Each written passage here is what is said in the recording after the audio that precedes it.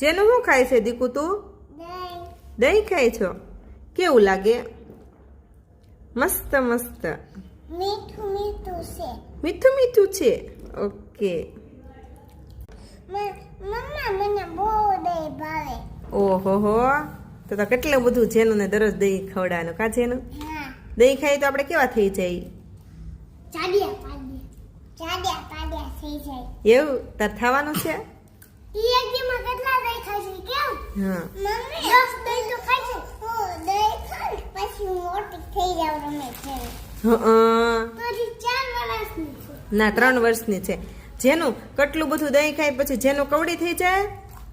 મોટી. પછી મોટી થઈ જેવી. હા પછી મોટી થઈને શું કરીશ? રમીશ.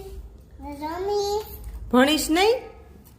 લે ભણવાનું તો છે ને તારે હેમાં હેની નોકરી કરવાની છે? હેમાં જવાનું છે? હે શું બનવાનું છે?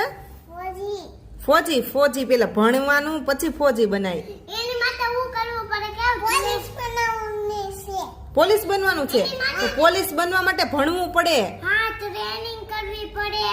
હા ફોજી માટે ટ્રેનિંગ કરવી. તો ભણવું પડે તો ફોજી બનીએ તો પોલીસ બનીએ. પછી આપણે ખબર પડે કે આ કેવી રીતના ફોજીના કપડા કેમ પહેર્યું. તો પેલા કપડા ફોજીના કપડા પેલા ભણે એને ફોજીના કપડા મળે. તું જે હું આમ કરે? જો કે નોકરી લે ને મળે અહીંયા આપણે પોલીસના કપડા કે નવા નથી લીધા. પોલીસના કપડા નહીં, પોલીસની નોકરી કરીને તો તને નવા કપડા મળે પોલીસના. તો મોટી થઈ જાય ને ત્યારે. એની ગાડી એની ગાડી તે લેવી પડે. હા તો લઈ લેવું. પપ્પા નો આવ્યા. આવી જશે મારો દીકરો. હા.